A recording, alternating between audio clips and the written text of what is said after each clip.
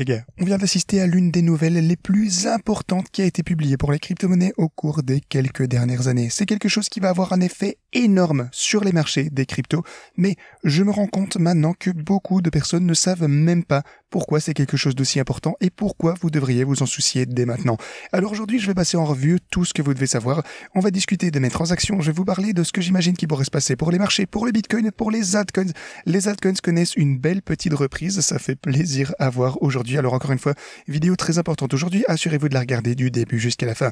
Bienvenue à tous, je m'appelle Maxime et je vous apporte chaque jour des nouvelles vidéos en français sur les crypto-monnaies en vous apprenant comment vous faire de l'argent sur ce marché. Si vous êtes nouveau sur cette chaîne, alors soyez sûr de vous abonner et d'activer la cloche dès maintenant. Ok, ceci dit, commençons par notre graphe du Bitcoin. Ce que vous pouvez constater, c'est que mes niveaux de support maintiennent toujours le prix du Bitcoin. Alors, on a rechuté, on a atteint la ligne en pointillé jaune juste ici, on a eu une grosse poussée. Les bulls ont pu nous offrir à aller juste au-dessus de ma ligne orange aux 95 000 $. Et comme je vous l'ai toujours dit ici, tant qu'on clôture au-dessus de la ligne orange des 95 000 $, eh bien, je resterai bullish sur chaque intervalle de temps.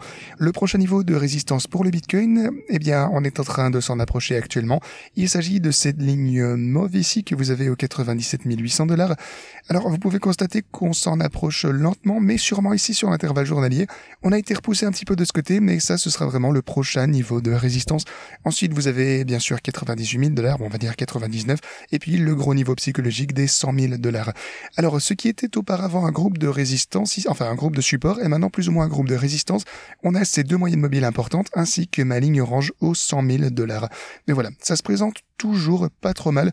Je pense toujours, quoi qu'il arrive, qu'on est dans un bull market, et comme je vous l'ai dit au cours des quelques derniers jours, si quoi que ce soit, eh bien ceci sera juste une opportunité d'achat intéressante, même sur la ligne en pointillé jaune aux 93 000 $ et les 95 ici. Donc, à partir de ce point, eh bien on est en hausse d'environ 3% pour le Bitcoin. Donc juste, ça fait plaisir, j'ai rien d'autre de bien important à vous dire ici sur les intervalles plus courts pour le Bitcoin, je reste optimiste. Si on clôture en dessous de la ligne orange des 95 000 $, alors je vais devenir un petit peu plus neutre sur les intervalles plus courts, mais toujours rester bullish, optimiste sur le moyen et le plus long terme bien entendu. Alors, ceci étant dit, j'aimerais vous passer un petit peu en revue les graphes des altcoins rapidement avant de vous parler de l'énorme nouvelle qui s'est produite et qui change, eh bien, honnêtement, absolument tout pour la crypto-monnaie. Parce que vous pouvez voir que même actuellement, eh bien, le marché des altcoins connaît une belle petite reprise. Ça fait vraiment plaisir. Finalement, un peu de répit. Alors, si on regarde l'Ethereum, vous pouvez voir que de son côté, eh bien, on est largement en train de latéraliser ici. Cependant, vous pouvez voir sur le journalier que lentement, on est en train de créer un petit pattern ici. On a au minimum une tendance de réaliser des creux plus élevés. Ensuite, si vous prenez ceci de cette manière, vous pouvez voir qu'on a un petit peu, on va dire une formation potentielle ici, dont on pourrait avoir une sortie. Maintenant, alors ce pattern en lui-même est plus bearish que bullish en général, c'est vrai, parce qu'on a une tendance à la baisse. Ensuite, vous avez une consolidation à l'intérieur de ce biseau, et ceci, généralement, ça a tendance à suivre la tendance qui est dans ce cas à la baisse. Donc voilà. Généralement, eh bien, ça aurait tendance à suivre ceci, mais c'est pas forcément le cas. Ça signifie simplement qu'on est en train de se resserrer ici, donc le plus souvent on a une rechute, mais on pourrait effectivement tout de même avoir une percée à la hausse. Et à ce stade, 2850, eh bien, ce serait le prochain niveau de résistance qu'il faudrait affronter, et c'est aussi le niveau auquel mes stratégies de trading pour Ethereum, eh bien, vont pouvoir recommencer à trader sur le bot de la range supérieure ici. Donc vous pouvez voir, vous voyez 2848 $. Si jamais on voyait une poussée au-dessus de ce point de ce côté, alors mon bot Ethereum eh bien va pouvoir recommencer à trader. Donc ça, pour le coup, ça va faire vraiment plaisir à voir. On verra bien. Mais le prochain niveau de support, eh bien, ce serait 2500 $. Si on se penche du côté de Solana, on a un petit rebond ici actuellement. Vous pouvez voir qu'on a la ligne orange ici qui maintient cette chandelle journalière de ce côté. Donc on va voir si Solana, après avoir vu eh bien cette énorme rechute, vraiment le sentiment est extrêmement bearish. Les gens eh bien continuent à vendre le Solana, mais eh bien comme je vous disais, les gens étaient tellement bearish que en fait les choses semblaient tellement mauvaises que c'est là que ça commençait à devenir intéressant. Et en fait, avant d'entrer dans mon trade de Solana, eh bien c'est exactement ce que je vous disais. Et encore une fois, j'agis toujours selon ce que je vous dis sur la chaîne, bien entendu. Et jusqu'à présent, eh bien ce trade est déjà en profit. On n'est pas loin du bottom, si c'était le bottom, bien sûr. Regardez ça, 1200 $ de profit actuellement pour le trade de Solana. Alors je pourrais pas vraiment clôturer maintenant, enfin je pourrais si je le voulais, mais on verra bien, je sais pas trop, laissez-moi y réfléchir peut-être pour le reste de cette vidéo, parce que, eh bien, en général, ce que j'aurais voulu voir, c'est peut-être une poussée vers le prochain prochain niveau de résistance. Ici, ça aurait été les 177 $. Et si je n'avais pas déjà des stratégies de trading avec, déjà des millions de dollars qui sont exposés sur le Solana, je suis presque certain que je ne clôturerai pas ce trade, mais peut-être, encore une fois, étant donné que j'ai déjà une grosse exposition aux altcoins, peut-être que je pourrais être plus conservateur au court terme et clôturer ce trade. Enfin voilà.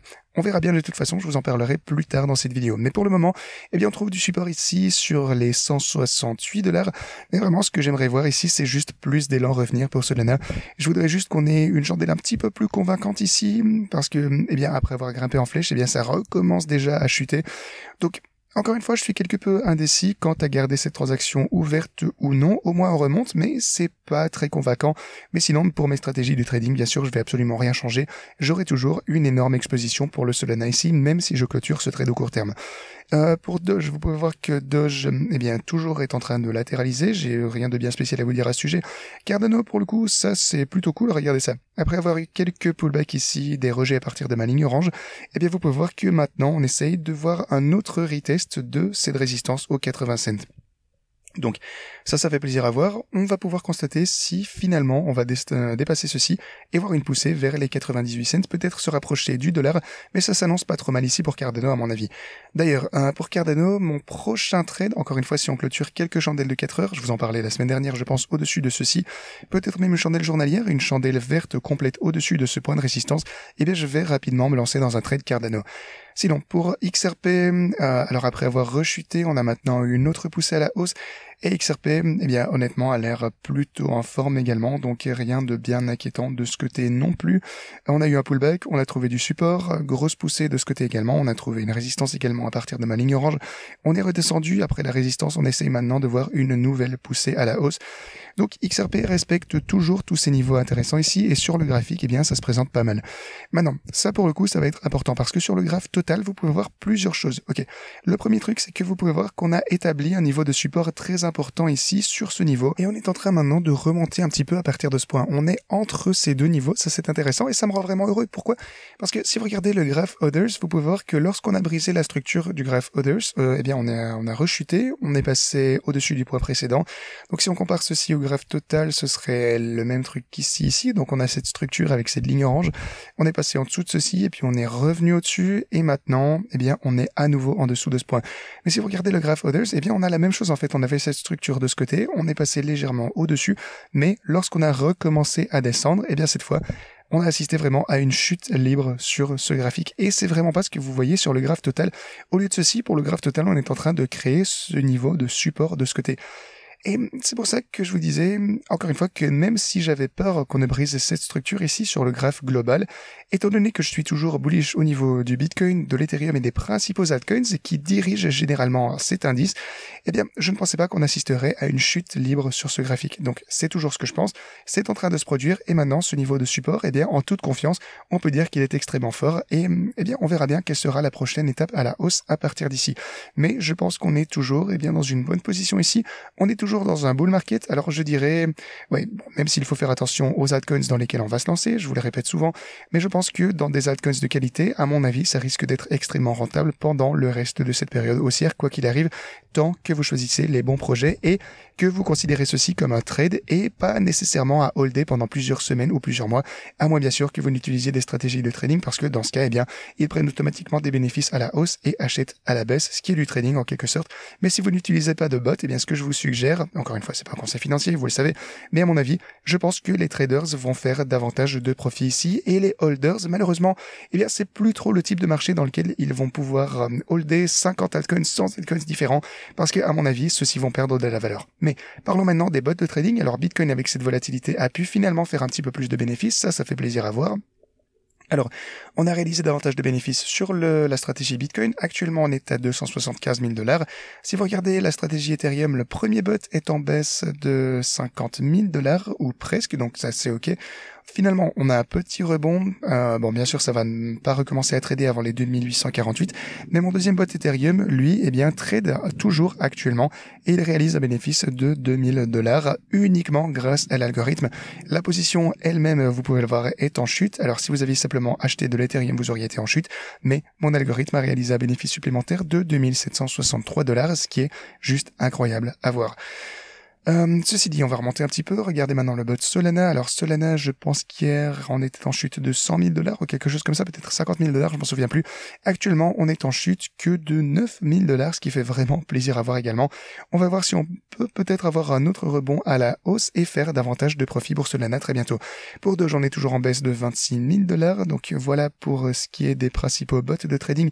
Aussi, bien sûr, on a toujours Cardano et XRP. Alors ceux-ci, eh bien, ils se trouvent exactement à 33 000 $ tous les deux en profit, donc, respectivement. Encore une fois, ils sont exactement collés l'un à l'autre, mais voilà, ça fait plaisir à voir. Au total, on réalise toujours de plus en plus de profits avec la volatilité accrue qu'on est en train de voir revenir, donc ça, c'est formidable à voir. Sinon, si vous prenez le défi du x100, eh bien, de ce côté, bien sûr, on a généré davantage de profits avec cette volatilité également. J'attends juste de voir la prochaine étape à la hausse, et puis je prendrai ce profit et je trouverai une nouvelle opportunité pour l'intégrer à nouveau dans le bot. Ok, donc ça fait plaisir. Passons à la suite. Tout se déroule comme prévu avec les stratégies de trading. Alors, si vous voulez voir mes transactions individuelles, vous pouvez voir que le trade de XRP au total est d'environ 3 000 $ de bénéfices réalisés. On a 1800 à 1500 de bénéfices non réalisés également. Alors pour le prochain niveau, comme vous le savez, pour ma configuration de trading, eh bien j'ai partagé ceci avec XRP. Je prendrai des bénéfices une fois qu'on atteindra un petit peu moins que 3,24 cents ici pour le XRP. Si vous prenez ma transaction de Doge, eh bien de son côté elle est toujours un petit peu en chute. Le trade de Doge est toujours en négatif, mais avec cette configuration, si jamais on redescend pour Doge, le niveau suivant auquel je compte acheter sera 21 cents. Si on descend à ce point, ou si jamais on pourrait potentiellement prendre des bénéfices aux 40 cents, quoi qu'il arrive en premier. Non, pas 40, je pense que c'est 30, 31 cents, c'est à ces alentours que je prendrai mes bénéfices. Quoi qu'il en soit, j'ai toutes mes configurations de trading dans le document que vous connaissez, donc vous pouvez revenir en arrière et regarder ceci.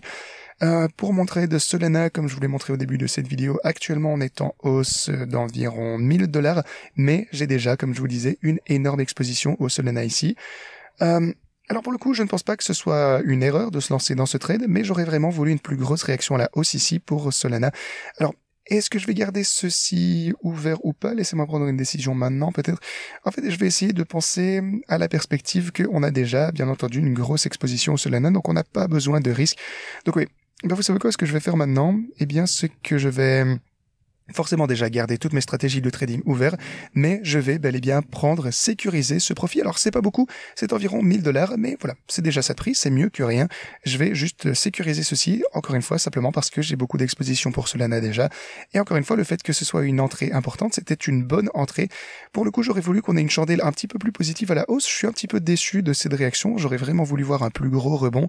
Encore une fois, c'était une chandelle très décevante. Alors pour le coup, tout de même, je ne clôture aucun de mes bots Solana, mais je vais bel et bien clôturer cette transaction dès maintenant. Alors, comme vous le savez, je partage tout ici avec vous sur la chaîne, donc je vais juste cliquer sur l'ordre de marché ici, clôturer ce long, donc sécuriser ces 1000 $ de bénéfices, et donc je vais ajouter ceci directement à ma feuille de trading. Si vous prenez la description de cette vidéo, comme vous savez, je partage avec vous toutes mes configurations ici sur le lien que vous avez juste ici. Alors, pour cette transaction Solana, encore une fois, bon, c'est pas grand chose, encore une fois, mais je vais ajouter les bénéfices ici, donc d'environ 1000 $. Voilà, je vais mettre à jour ce document ici dans un petit moment, quoi qu'il en soit, pour refléter exactement comment la transaction s'est déroulée. Oh, attendez, non, en fait, ça c'était la transaction Doge. Attendez, laissez-moi reprendre ceci, 1000 $. Mais voilà, la principale chose qui me fait gagner le plus d'argent, forcément, ce sont les bots de trading.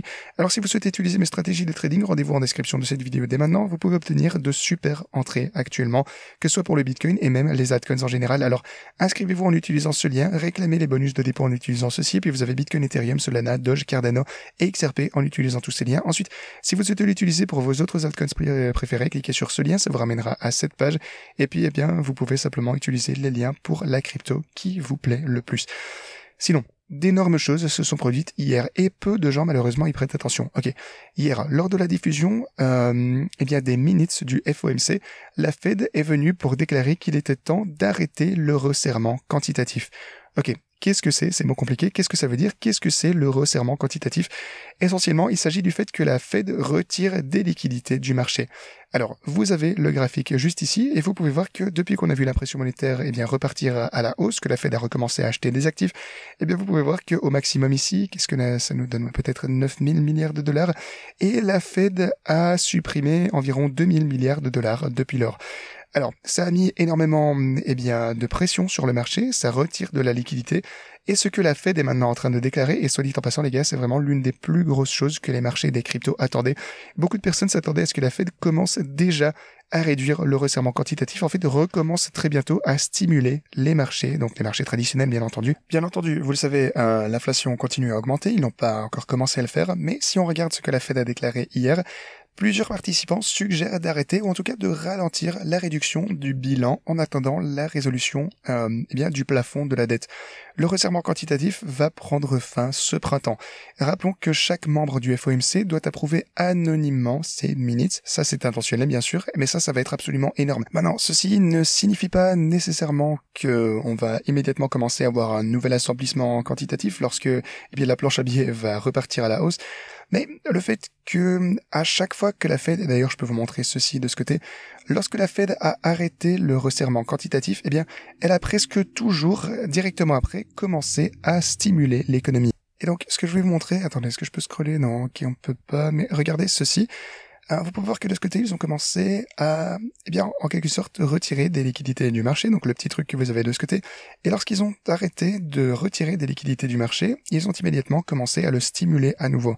Alors, de ce côté, pour le coup, ça a l'air assez petit, parce que de ce côté, c'est vraiment énorme, mais vous pouvez voir la même chose de ce côté. On a commencé à voir la Fed retirer des liquidités, et puis, immédiatement, ils ont commencé à en injecter davantage ici. On a commencé à les retirer lentement de ce côté en 2012, et puis lorsqu'ils ont finalement arrêté, ils ont immédiatement recommencé à pumper ici.